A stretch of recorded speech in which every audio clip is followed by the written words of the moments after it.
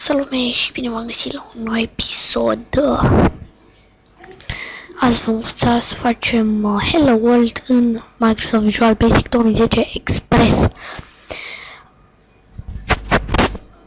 Da. Să începem. Vă duceți la file, new project, să creați un proiect nou. Hello World. Ok. Da. Aici. Ca să nu arate, o scrie console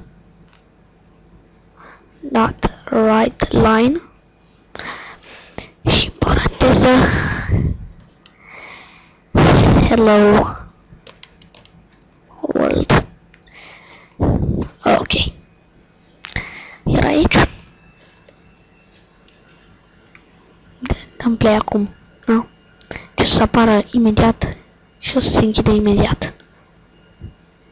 Ok. Cum facem să nu se mai închidă? Scriem console dot read line și paranteză. Ok. Dăm play. Hello world. Așa a fost episodul de azi.